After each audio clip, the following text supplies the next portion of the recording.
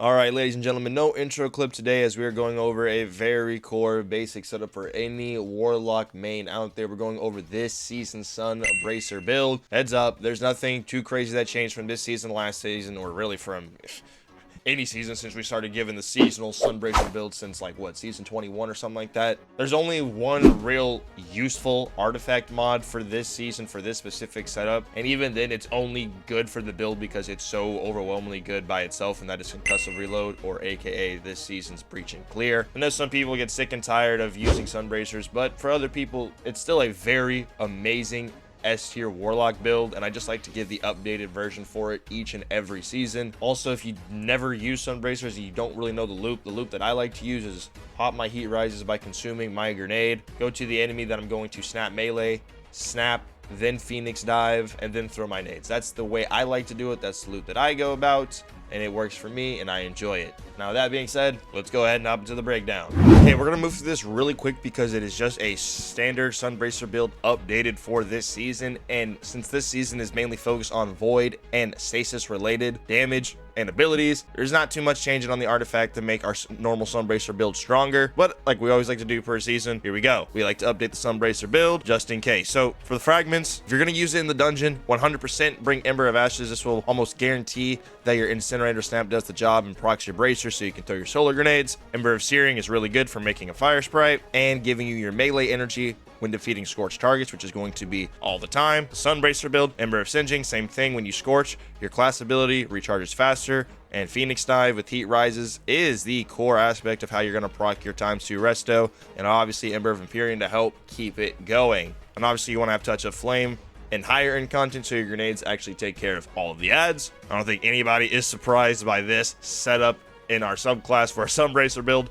for your super. Honestly, I would run well for a specific reason, which we're going to get into a blip later on. Obviously, the subclass is very, very similar, and our weapons and stuff are also very similar along with the mods. Now, one thing I do want to mention, the artifact is practically useless in buffing our Sunbracer build, except for probably concussive reload, just because you can now run something like a Wither Horde or any like stasis chill clip GL if you wanted to, or any GL, and you can now apply a 15% debuff for free. Very, very good. And if you have the volatile tonic, you can really help use this to reload your other stowed weapons when you go to weaken that boss with your GL. That is part of the reason why I just have a Wither Horde in our kinetic slot, is for concussive reload. Also, maybe something like Total Carnage and Debilitating Wave could be more than useless than some of the other mods that we have on the artifact this season, but concussive reload's the only one this season that I would say actually goes out of its way to help this build, just because the mod itself is so busted. I do have a heal clip Incandescent Aberrant Action, mainly just because this is going to spread Scorch like crazy to make sure we also have our Phoenix Dive up as quick as possible and help get our melee back as quick as possible, even though realistically that melee is going to come back instantaneously. You guys know how Sunbracer build works.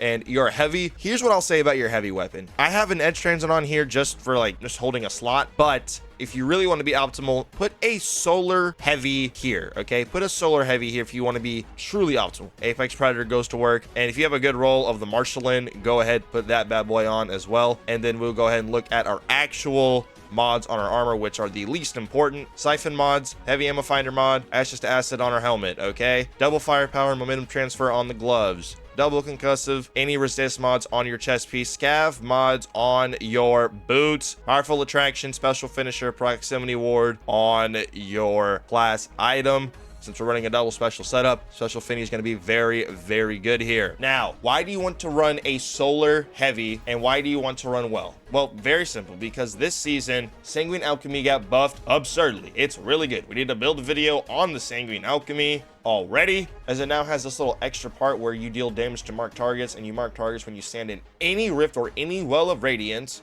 This by itself is 10%, and the surges are 25%. This is very, very strong. And you get the 4x surges when the weapon matches your super type. So if you're using a solar heavy weapon, you drop your well of radiance, and before damage, you want to just go ahead and do a little swappage like this. Drop your rift or your well of radiance. Boom, you're now going to be doing a lot of extra damage with your solar heavy just because of Sanguine Alchemy and matching your super type, okay? Just really wanted to hammer that home for people that like to do hot swaps before damage phases. This will be really, really good if you are using a solar heavy, okay? Coolio, McFoolio, And if you don't know the Sunbracer loop still, or you're just now starting to play around with him, consume your solar grenade, jump in the air, snap the adds, immediately Phoenix dive, throw grenades. That's the loop that I've been using for any content whatsoever, no matter how under light leveled I am. That is what we like to do. Sunbracer setup is still tried and true. And yes, I will have a dim link for this build at the top of the description. If you've seen our other Sunbracer build videos in past season, yeah, they're very, very similar, especially this go around, because there just wasn't hardly anything in the seasonal artifact that changes or strengthens how we normally go about a typical Sunbracer build. But I always like to do the updated version for each season. And if you are going to be hot swapping the Sanguine Alchemy, the main reason why I was hammering that home is because those new effects do stack with one another, which is why it's so good and so strong. That being said, I hope you guys are looking forward to the new dungeon dropping today. You guys be safe. Take care.